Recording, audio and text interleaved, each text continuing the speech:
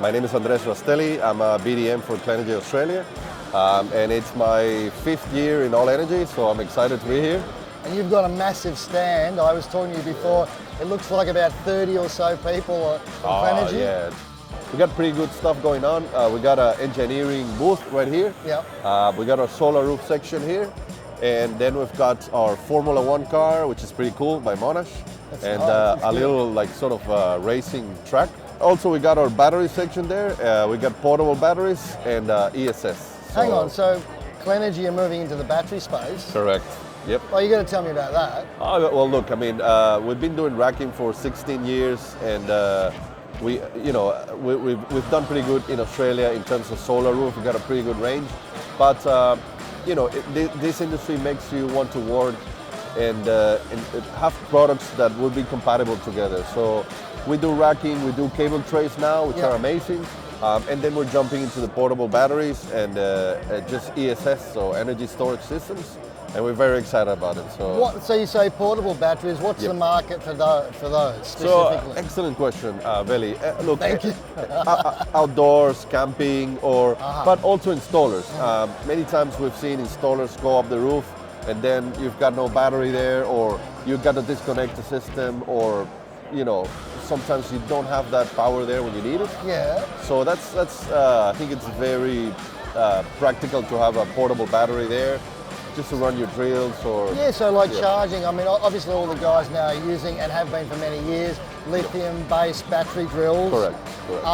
And they flog them hard. They usually have a charging station downstairs, miles away from where everything is. Then you have to move, and then you have to bring your tools with you. So this is a really good idea. Now, I got to ask about these. So what do we have right here? Yeah, what do we have right here? Very good questions. So part of our new updates of this year, so we got a brand new rail, which is the Elite rail. And I gotta hand it both of you to you, and you're gonna tell me if there's any difference. I'm gonna rotate around, okay, carefully like this, and I'm gonna close my eyes, and I'm gonna make sure I don't open it. No cheating. We're not cheating. Am I back in the right position? So what do we want to do? We want to see which one's lighter without you can tell. So let's just swap them and play with it. I'll give it to you right now. Veli, which one do you think is lighter? That's heavier, this is lighter. You're absolutely 100%. correct. So that's our Eco Rail, our normal rail that we use for solar roof. And the new Elite rail is 20% lighter. So it's definitely a difference in terms of rails just basically mass per meter. So having a lighter rail will guarantee that you have a better efficient rail. And you're maintaining the same structural integrity. Good question. So in terms of spacings and performance, you would have better spacings with the Eco Rail because it's a bit stronger. But in terms of performance and cost savings, Elite Rail definitely will do. I've got to ask a question, Andres. Sure. Now, Veli. obviously with installation, when it comes to rail or anything, you're talking material cost, installation cost ratios. Yep. The cost of installing labour is expensive. Yes. Materials have a certain cost as well. Now, this is the lighter rail is 20% correct. cheap. Around 20% cheaper. 20% lighter and about 15 to 20% cheaper. So and does that equate on a commercial system to overall a smaller cost for my rail? Oh yes, definitely. So that's the important thing. Yeah, it's definitely good to point that out because not only you would save money, but also in terms of lighter rail, it's less load on a roof. So it does also provide that sort of benefit. So you're going to install them, you're going to carry them, so it's not that heavy. Yes. You put less weight on top of the roof, and it's a more cost-effective solution. That's very interesting, isn't it? From a structural engineering report, you're actually loading the roof up a lot less. Correct. With the lighter rail. Correct. With everything else being equal. And in terms of performance, you don't sacrifice that much performance, so you still get pretty good spacings with both of these rails. We also have a new rail, which is the tunnel rail, which is a 2-in-1. This one here, I'll point to that one. So the benefits with that one is that you can run cables inside the rail. So it's a 2-in-1 solution. You can use this as support and as a cable management for your system. That's really good. Really good. Also, I would say, Veli, our biggest update this year is our new warranty. So as you can see here, we now offer 25-year warranty, which is amazing. I think it's a pretty good effort from our point of view. the previous warranty covered 10 years, so 25 years. Will actually, nowadays, we can say that we match the panel design life.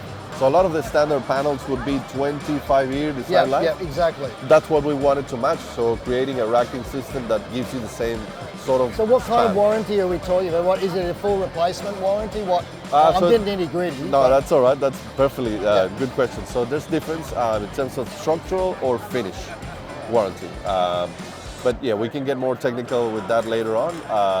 But yeah, definitely we're happy. And not only solar roof, it will cover as well ground mount. So all the racking will be 25-year warranty from great. September. So that's really good to point that out. And I think it's very smart that you've actually you've basically matched the warranty with the panels and the rack. Because that makes sense. Yeah. You got panels that are going 25, 30 years. You sort of wanted to match that, and and have something that you can tell a customer, look, you don't have to worry about it not being the same design life. Now you don't have that stress, so that's pretty good. Because the analogy I'll use with rail Yep. is effectively it's like tyres on a car. Yeah, correct. That's the only thing with tyres on the car. The only thing between you and the road is those tyres. Correct. The only thing between the structural integrity and those panels flying off. Yes, correct. And correct. the roof is It's this. rail and also your interfaces. And so the interfaces, yeah. talking about interfaces, we also have a couple of new items. So what I have here, we have two new interfaces that these are off purlin. So you can install anywhere on the roof. Okay. You don't need to secure to a purlin. So you're coming in here. Vortex screws. It's penetrative, but only into the roof sheet. Correct. Not into the purlin itself. So it actually gives you that sort of benefit to install in all areas of the roof. And this is for those trapezoid style. Yeah, correct. Gotcha. So that's basically for the trim deck type of roof. Yep. And these would be for your corrugated iron roofs. Ah. Also a off purlin installation. Right. So that it's a massive benefit to have, and I think it's pretty good in terms of product solution. So it'll let you install in areas that you couldn't install before. A couple of new items as well. I think these will be very popular coming this year. So these are our mids with grounding pins. That's a big thing. That's a big thing. It is. And from an installation perspective, it's I was about to ask because if you've used our universals before, look, these do the job. They're pretty good, and they have a range from 30 to 46 mil, which is great. But look, this offers a solution that you don't need to install the wigs. This is beautiful. So when you go here, look how easy that goes in. Nice. And then you just install your panel, and that's it. And it perforates the panel surface and makes contact with the aluminium, so it goes through the anodizing. Fully grounded system. And obviously for the last, nearly 10 years, earthing has been a requirement on panel. I remember when it wasn't, but I also remember when the circuit breakers we used to use were AC breakers with a DC rating. Okay. And we didn't use DC cable. That's a long time ago. Very long. This is great. This is a very good idea. Oh, look, it was something that definitely the industry was asking for. I think it's very important to hear from installers and have that feedback to improve your products. And that's what we're all focused here. What do you think that really with rail, and we were saying this before, it really seems to be driven by installers because they're the ones very good question. Physically manhandling this stuff, especially on the big commercial jobs? Look, I would say rails would be the driver of an installation. Nowadays, it's definitely one of the most important items in the system. I would say everything goes together, so the rail is basically what's holding all the panels below. But we're very excited to have a broader range. So they all come silver or black anodized, which just looks really good. I do like the black. It's got a real Hollywood look about it. Yeah. Now, what about the cable tray? Yes. You've got this cable tray up here. Cable tray, fantastic. Look, our runner cable trays are unique in a way that there are two main items that stand out. So the first, I would say, is a coating, which is magnesium, aluminium, and zinc. Yeah, right. So with that coating, it's not the hot dip it's gal not hot dip gal, and it actually outperforms HDG in a different way because of the zinc in the coating. When you make a cut, you don't need to spray gal. What, self-healing? Correct. It's self-annealing for rust, so it provides a higher, superior corrosion protection. So these cable trays, you can use them up to C5, which is the most, I would say, the highest corrosion areas. And it's a product designed for it. So, you know, that's a really good thing from an OH&S perspective. Because many a times when the installer is spraying the cut, which they should within a certain time period after making the cut, they're spraying it, and the wind, and they're not wearing respirators. They get this shit. I'll rephrase. They get this stuff in their face. No, that is true. And they're very fat. That is but you don't have to do that. That's a really good thing. That is true, Veli. I would say that's one of the most important highlights. But I would say the second one is the lids. They come stamped. So no more lids when you say or stickers. Stamped with what? It's a warning DC solar. Yeah, right. And it's stamped. It comes punched in, so no more lids, no more stickers. The stamp's going to last, isn't it? Yeah, it's not going anywhere. I mean, we're in Australia. We have to remember weather here is tough. So stickers, they fade, they peel, they're no good. Yep. Stamped, that will endure the test of time. That's fantastic. And well, yeah, you can see we've got a pretty nice display over there. What size does the tray come in? So, excellent question. You know, obviously there's different. Correct. So right now we have 150 and 300 mil trays. Yep. But soon, I'm hoping we can start the year with this. We will have 450 and 600 mil trays. Because then you'll be able to service the market with more of the larger AC cabling. Correct. Between say the inverters and a secondary protection board like the grid safe, and the actual grid safe and the MSB or the DB depending on that connection. That's a big. To me, it's logical because we are talking about the highway for the cable here, and this is also a highway as well. Correct. So it's logical that you moved into different options and different product categories for different purposes. Now, ground mount. Yes. Got to talk ground mount. What do you? So our ground mounts, basically we're really well known for our solar terrace range, which offer high-end products at best quality.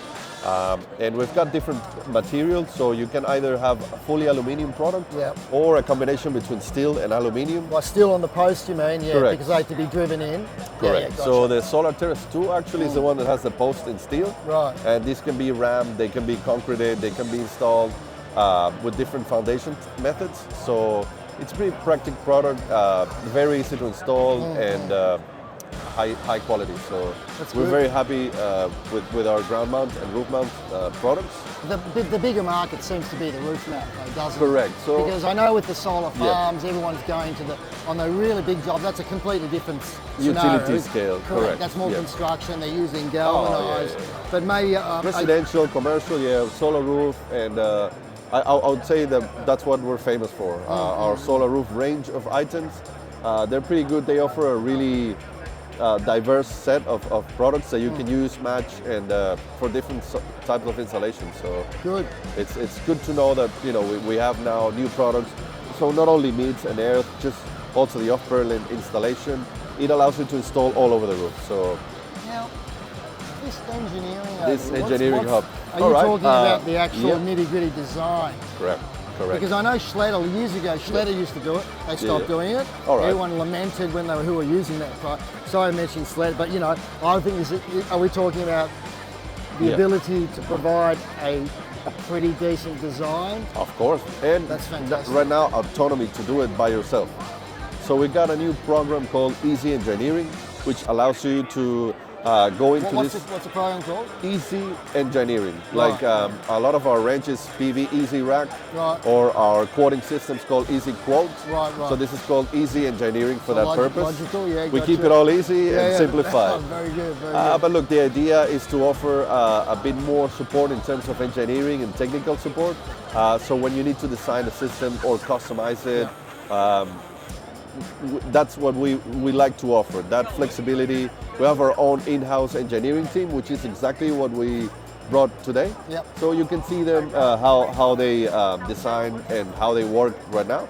But I think it's very interesting and to highlight that our true unsung hero is our engineers. And our engineers, that. Because this is a hard thing to do, especially on some of the bigger jobs with multiple roofs, as in orientations. You've got HVAC you have to work around. You have to maintain the strings. But also in the past, we used to offer 3 or 4 rails per panel solution. Not anymore. So we actually were able to build on 16 years of data. We got better results in terms of R&D. So we were actually able to enhance the spacings on our rails and also remove that need to have 3 or 4 rails per panel. I've got to ask you about that. Like, are you talking about, like, say, you're talking about the spacing between the rails? I would say the rails that are installed on like the panels are, for example, this is a 2 rail per panel system. But we have to look at the solar, like the roof have different areas, right? So we've got edge, corner, intermediate, and all these areas have different pressure wind loads. So of course, especially edge and corners, they have really, really high wind loads. So sometimes you have to, in the past, use a 3rd or 4th rail per panel just to secure that panel in place. The way to circumvent that, if you can, and if the roof space allows, is to come way back from the edge and not worry about it. But we sometimes don't have the luxury of that on all roofs. Plus, you don't want to sacrifice that space there and not use it. So nowadays you can install not on the purlin and you can all over the roof. So that gives you a bit more than what you could use in the past. So I think it's a good way to evolve. But definitely, I'm really happy that in this time we've got engineers, we've got batteries, we've got cable trays, and also a pretty cool F1 simulator. Have you seen it? No. You guys have to give it a go. We're gonna definitely give it a go. Yeah. Thanks so much, Andres. That was really a pleasure.